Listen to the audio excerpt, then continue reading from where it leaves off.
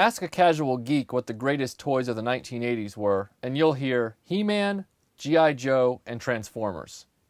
Ask a kid who actually grew up through the 1980s, and you might hear the same answers until their memory catches up with them, and they invariably say, "No, wait, M.A.S.K. For sure, M.A.S.K. We gotta get back to the past, to the 20th century. Digging through the bubble wrap into your memories. Back is the collector, he's protecting what we find. Relentless heavy rhythms keep us safe through time. RetroBlasting. What's with the show? Just the corners of your mind. RetroBlasting. Why? The stuff you love since you were nine. Wireless. Blasting into the past. To see what brings still lasts. RetroBlasting.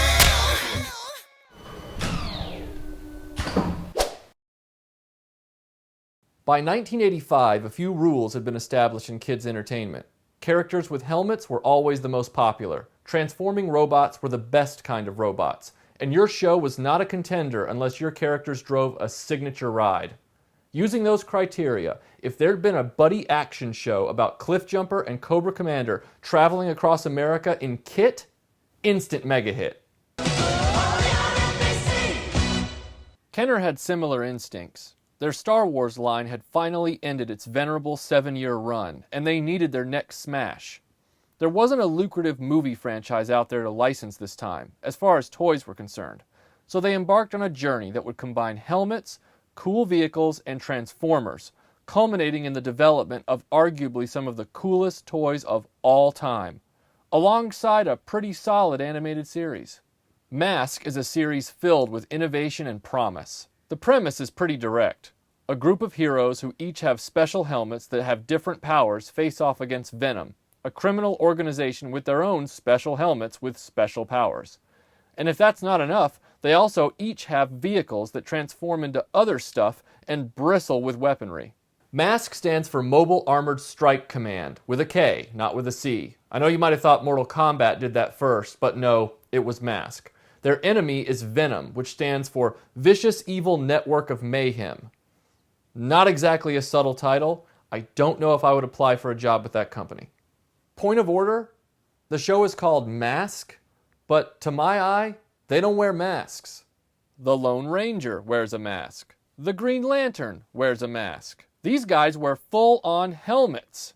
I know it would have been too clunky for them to call the show Helmet. I mean, what would that have stood for? No, seriously, if you can think of something, post a comment. The show has no opening miniseries to set up a backstory. Kenner originally packaged the toys with mini-comics, much like Mattel did with Masters of the Universe. If you dig around for these, you'll learn that the show's main hero, Matt Tracker, had an older brother named Andy, who was a scientist who developed M.A.S.K technology with his partner, Miles Mayhem. Mayhem steals the technology, sets the lab on fire, killing Andy, and proceeds to establish a criminal organization. None of this exposition is present in the animated show's first season. But that was common for cartoons back then. They just jumped into the action. He-Man and G.I. Joe were similar in that the comic book was far more sophisticated than the cartoon. The series takes the format of a 30-minute Indiana Jones-style adventure. Each episode takes place in a different country, and we find Venom attempting to unlock an ancient temple to steal a valuable treasure or solve a myth to find a pile of gold. M.A.S.K is always in the area to race them to the artifact. M.A.S.K is one of those cartoons from the 1980s that has aged quite well, and I think that's due in large part to its Indiana Jones Adventure of the Week style format. In almost every episode, you have Venom trying to unravel an ancient mystery or steal a mythical treasure, and M.A.S.K is on its heels trying to stop them. That's what keeps the show fresh. That's what keeps the show from being dated. That's M.A.S.K's strength, is that constantly changing storyline. Tracker is this independently wealthy Bruce Wayne type, except without the childhood trauma or any emotions, really. Half the time he sounds like he's on lithium. Some of my friends found you unconscious in a ravine. He never gets excited about anything except when his kid is in peril. Are you okay? Scott, watch out! The main characters are unique, and they didn't forget the obligatory diversity factor. They have the token black character, Hondo, the token female, Gloria Baker, the token Asian, Bruce Sato, and eventually add some other characters like Julio Lopez into the mix. One of the things I love the most about M.A.S.K is that the heroes don't make boneheaded decisions. Bruce Sato and Alex Sector are the main brains on the team, and they're thinkers. They use their scientific and technological experience to solve problems. Now, sometimes the solutions to those problems are a little over the top. It's a cartoon, but you can tell that the writers weren't trying to talk down to kids. The villains are spotty on this show. At times, they're pretty sinister, and they vacillate between terrorists and thieves.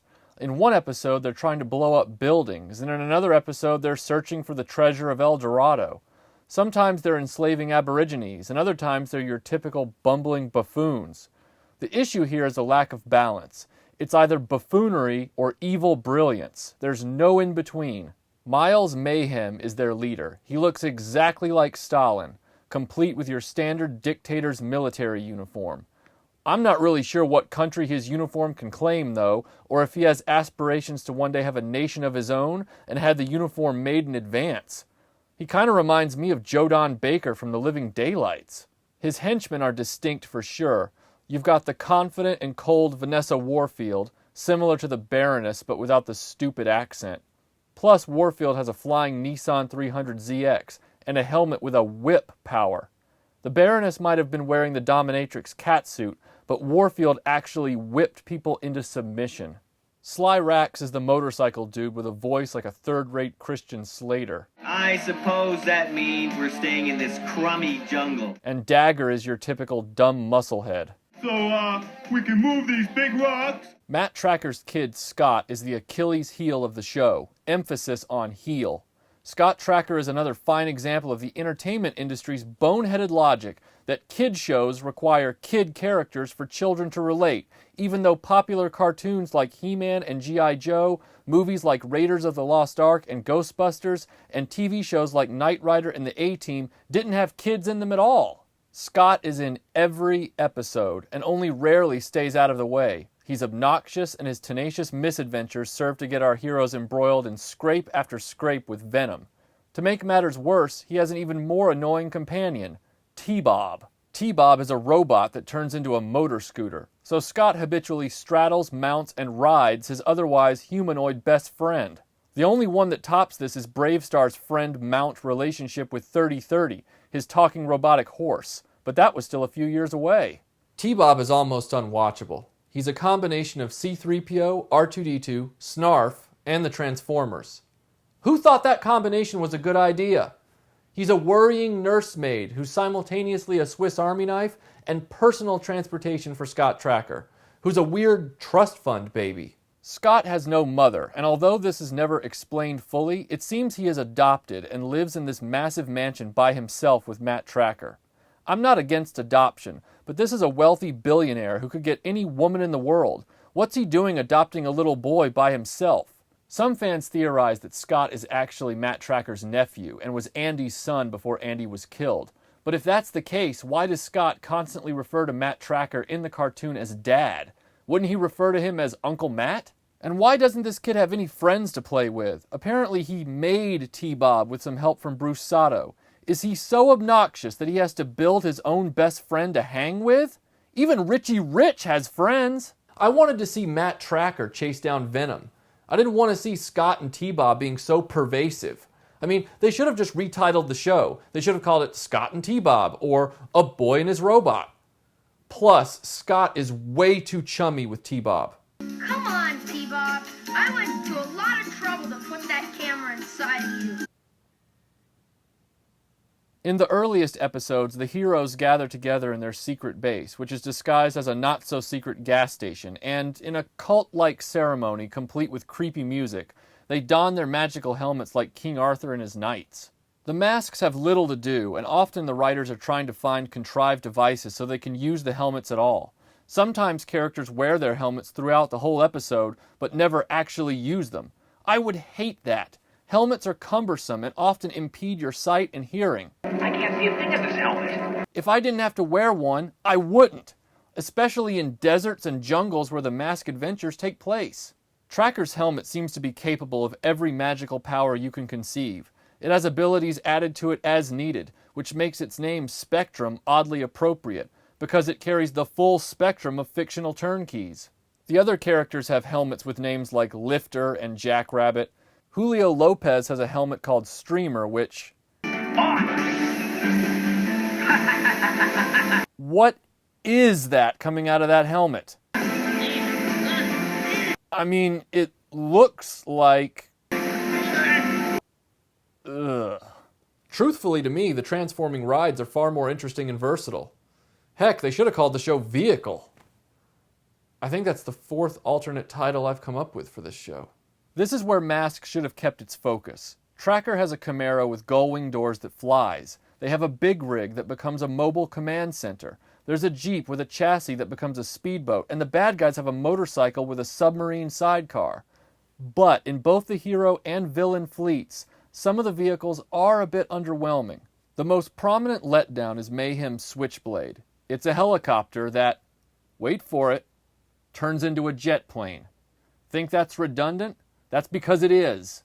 Tracker has to choose a different team for each episode with the help of a computer. Remember, kids, this was before iPads and OnStar, so a guy who could link up with a talking computer via satellite was pretty freaking cool. This computer isn't the smartest machine, though. In one episode, they are island hopping off the coast of Greece, and the computer chooses the orange pickup truck. But Hondo has to remind them that his vehicle doesn't float or fly. There's an episode in the desert where the computer selects the amphibious Jeep and the submarine Porsche. I'll concede the Jeep is an off-road vehicle when the boat mode isn't in use. But the Porsche? How effective would a 928 be off-road in the desert exactly? Another annoying bug on this show is how the writers just ignore spatial relationships. When the M.A.S.K heroes and villains go into battle, their vehicles transform and they don their helmets. And this is accomplished in the most illogical manner possible. They descend from the headliners of the vehicles over their heads. How do you explain that?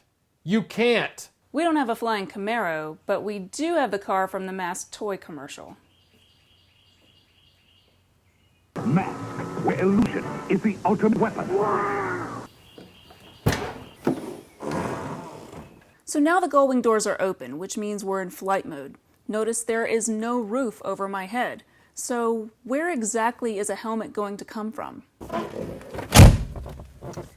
The door is closed now, and we're in driving mode.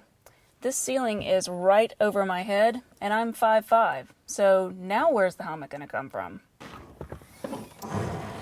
If you're thinking that the Camaro would have more room than the DeLorean, I can tell you, having owned that exact model of Camaro, that that's not the case.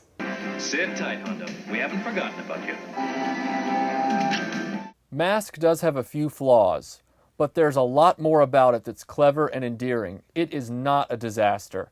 Is it the greatest cartoon of the 1980s? No, but where the cartoon falls short, the toy line emerges a true champion.